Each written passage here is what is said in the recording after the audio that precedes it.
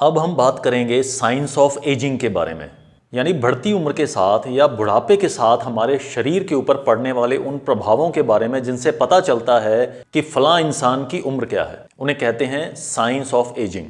आप जरा इस बात पर गौर करिए कि जब आप किसी इंसान की उम्र के बारे में गैस करते हैं तो सबसे पहले आप उसकी कौन सी चीज़ को देखते हैं, या यूं कहें कि किसी इंसान की सबसे पहली निशानी कौन सी होती है जिससे उसकी उम्र का पता चलता है।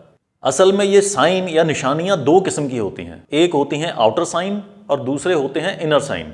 आउटर साइन वो होते हैं जो आंखों से देखे जा सकते हैं, जो हमारे शरीर के बाहर नजर आते हैं, और दूसरे प्रभाव वो होते हैं जिन्हें हम इनर साइन कहते हैं, जो हमारे शरीर के अंदर होते हैं, जो आंखों से नजर नहीं आते, जो सिर्फ महसूस किए जा सकते हैं। अब आप जरा बताइए, अगर आप किसी इंसान की उम्र गैस करते हैं तो सबसे पहले उसकी कौन सी चीज देखते हैं? यकीनन उसका फेस। यानी कि हमारी बढ़ती उम्र का असर सबसे पहले हमारे फेस पर नजर आता है। बढ़ती उम्र के साथ हमारे फेस पर फाइन लाइंस आने लगती हैं। धीरे धीरे वो फाइन लाइंस झुर्रियों में बदल जाती हैं। हमारे फेस की टाइटनेस कम हो जाती है, हमारे फेस की स्किन ढीली होने लगती है, और इसी से हम अंदाजा लगाते हैं कि किसी इंसान की उम्र कितनी हो सकती है। जरा गैस करिए, अगर किसी इंसान के चेहरे पर कोई फाइन लाइन ना हो, उसके चेहरे पर कोई झुर्रियां ना हो और चेहरे की स्किन पूरी टाइट हो, तो क्या आप उसकी उम्र का अंदाजा सही से लगा सकते हैं? शायद नहीं। दूसरा इफेक्ट होता है कि बढ़ती उम्र के साथ हमारे शरीर की शेप बदलने लगती है। एक यंग आदमी की चेस्ट बाहर होती है और उसका पेट अंदर होता है, लेकिन वहीं जैसे जैसे हमारी उम्र बढ़ने लगती है या हमारे ऊपर बुढ़ापा हावी होने लगता है तो हमारी चेस्ट अंदर जाने लगती है और पेट बाहर आने लगता है। और फेस के बाद ये दूसरा साइन है जिससे हम किसी इंसान की उम्र का अंदाजा लगाते हैं। अगर आपका फेस बिल्कुल टाइट है और आपकी बॉडी शेप बिल्कुल फिट है, चाहे आपकी उम्र कितनी भी हो, आपकी उम्र का सही अंदाजा नहीं लगाया जा सकता। और तीसरा इफेक्ट जो पड़ता है वो है हमारे मसल्स का कमजोर होना। दरअसल बढ़ती उम्र के साथ हमारे शरीर के मसल्स कमजोर होने लगते हैं और ये ढीले हो जाते हैं, जिससे हमारी कमर थोड़ी झुक जाती है, शोल्डर डाउन हो जाते हैं, हमारे चलने के तरीके में फर्क पड़ जाता है, हमारी बॉडी लैंग्वेज चेंज हो जाती है। तो अगर हमारे मसल्स मजबूत रहेंगे तो हमारी बॉडी लैंग्वेज भी सही रहेगी। ये थे वो आउटर इफेक्ट्स जिससे किसी आदमी को देखकर उसकी उम्र का अंदाजा लगाया जा सकता है। अब बात करते हैं इनर इफेक्ट्स के ऊपर। वो बदलाव जो उम्र के साथ हमारे शरीर के अंदर होते हैं, जिन्हें बाहर से नहीं देखा जा सकता।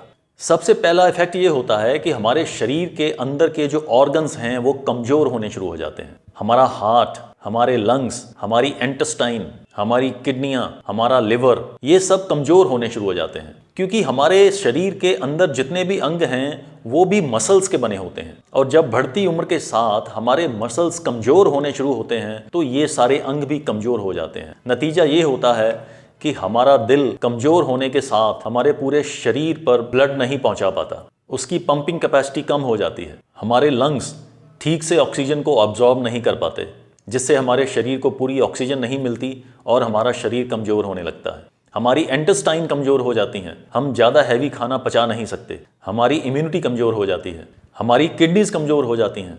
तो ये एक ऐसा इफेक्ट है जो हमारे शरीर के अंदर घटता है लेकिन बाहर से नज़र नहीं आता।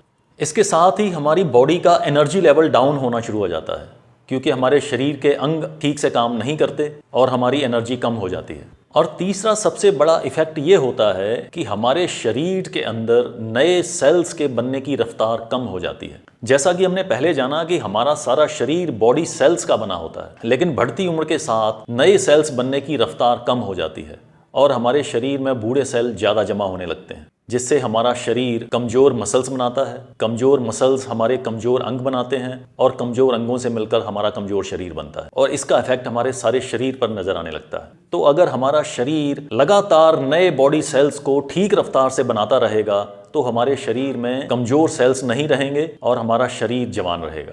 और चौथा बड़ा इफेक्ट ये है कि हमारे शरीर के सेल्स के अंदर ऑक्सीडेशन प्रोसेस शुरू हो जाता है। 40 की उम्र के बाद हमारे शरीर के सेल्स के ऑक्सीडेशन प्रोसेस में तेजी आ जाती है, जिससे हमारे बॉडी सेल्स बूढ़े होने लगते हैं और नतीजतन हमारा शरीर भी बूढ़ा नजर आता है। अब बात यह है कि अगर हमें अपने शरीर को जवान बनाए रखना है या हमें अपने शरीर को जवान बनाना है तो हमें इन आउटर इफेक्ट्स के साथ साथ अपने इनर इफेक्ट्स को भी ठीक करना होगा। कहने का मतलब ये है कि अगर हम अपने फेस की झुर्रियों को ठीक कर लें, अपने मसल्स को एक्सरसाइज करके मजबूत कर लें, लेकिन हमारे शरीर के अंदर के अंग कमजोर ही रहें, तो क्या हम वाकई में जवान होंगे? जी नहीं।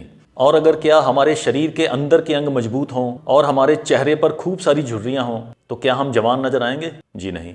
तो इसका मतलब ये है कि हमें यंग बने रहने के लिए हमारे शरीर पर पड़ने वाले एजिंग इफेक्ट आउटर और इनर दोनों को ठीक करना होगा।